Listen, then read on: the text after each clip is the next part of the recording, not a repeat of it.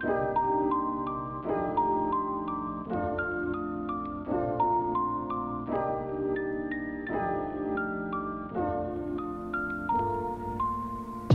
んにちは、ウッディです。すっきりした部屋での暮らしを継続させるためには、今以上に物を増やさないということが大切です。そこで今日は僕が実践している物を増やさないための習慣を紹介します。今までの動画と重複する部分もありますが、初めて僕の動画をご覧いただく方もいらっしゃいますので、改めて紹介させていただければと思います。それでは行ってみましょう。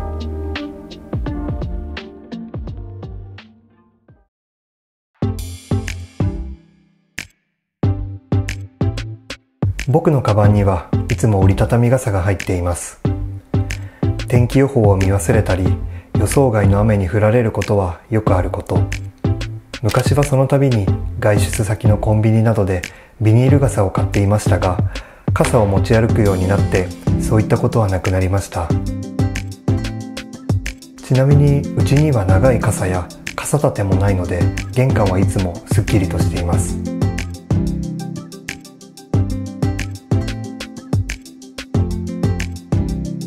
物は収納する場所を作るとどんどん増えていきます。一度収納してしまうとなかなかその中を見直すこともなくなってしまいますよね。衣装ケースは安く売っているので気軽に買えますが、ある程度大きさがあるものは捨てる時に粗大ごみとなり回収費用がかかります。地域によってはその手続きが面倒だったりしてなかなか手放せないという事態になることも。僕は物が増えてきた時、収納を買い足す前にまず物を減らすことができないかを考えています。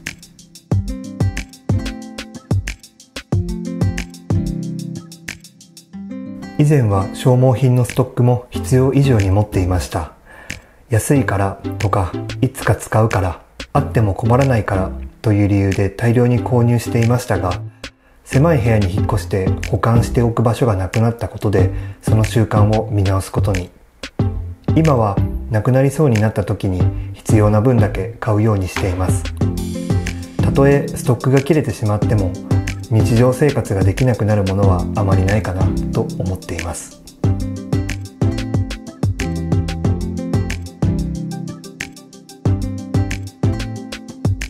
僕が所有するタオルの枚数は6枚です。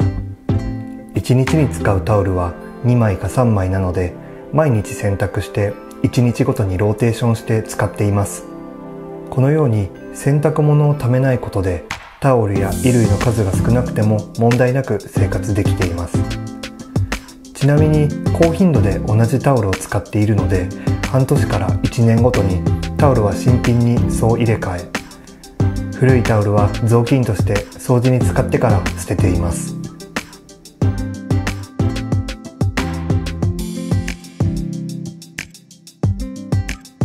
何か新しいものを購入するときは、なるべく古いものとの入れ替え制をとっています。あらかじめ買おうと思っているものがあるときは事前に、衝動買いをしたときには後から手放すべきものがないか考えます。特に新しい服が欲しいと思うときは、今持っている服に飽きているサインだと僕は思っているので、自分の気持ちに素直になって、飽きてしまった服は早めにフリマアプリで売るか、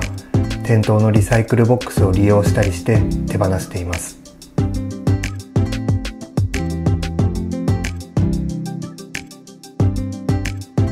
レジでポイントカードを作りますかと聞かれたときは基本的に断るようにしています。たくさんのカードを持っていても、その中でポイントが貯まるくらいの頻度で通うお店は数店しかありません。僕が利用しているのは楽天ポイントカードやポンタカードなど複数の店舗で使えるポイントカードだけで、それらはアプリで提示しています。ちなみに僕の財布はカード入れが5つだけで、交通 IC カード、キャッシュカード、クレジットカード、運転免許証の4枚以外は入れないようにしています。これも先ほどご説明した収納を増やさないのうちの一つです。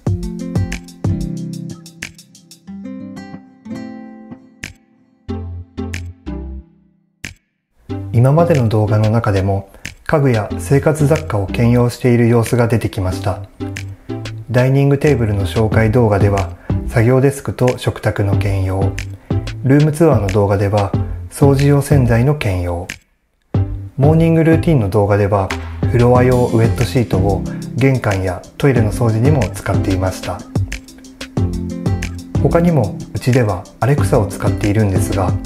アレクサにはいくつかの用途があります。基本は時計表示、スマート照明のオンオフをしたり、キッチンタイマーとしても使っています。またテレビを持っていないのでニュースや天気予報を聞くのもアレクサだし、スピーカー付きなのでオーディオの役割もしてくれています。たまにソファーがないとくつろげないのではという質問をいただきますが、僕の使っているセブンチェアは角のないデザインとなっており、長時間座っていても疲れません。チェアよりもリラックスしたい時にはベッドでくつろぐので、枕やクッションを多めに置いています。物を減らしたいと思った時、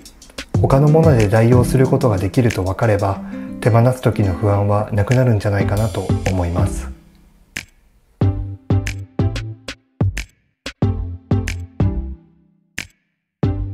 僕自身、常に最低限で暮らせているわけではありません。好みや習慣、季節の変化で必要なものは少しずつ変化していき、それに伴って物が増えていくのは当然だと思っています。ただ、その変化はなかなか自分では気づかないもの。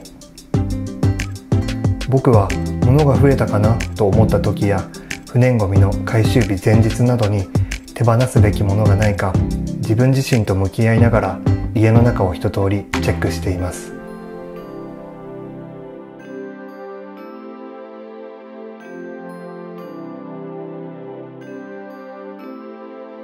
適当に買ったものや妥協して買ったものはすぐに飽きてしまうし、部屋の中の統一感が失われる原因となるので、一回一回の買い物にこだわりを持つようにしています。ただ、高級なものやブランド物を選んでいるわけではありません。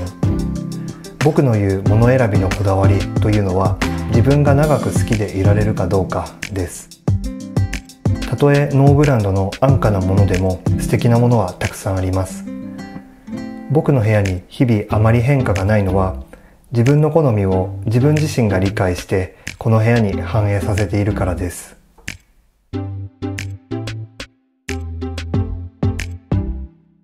はい、いかがだったでしょうか。今日は9つの習慣を紹介しましたが、これが正解というわけではありません。大切なのは自分の暮らしに合った習慣を自分自身で作り上げていくことです。思いついたことを実際に試してみて、無理なく続けていけることを自分の暮らしに取り入れてみてください。この動画が習慣作りのきっかけになってくれたら嬉しいです。最後までご視聴くださりありがとうございます。それではまた次の動画でお会いしましょう。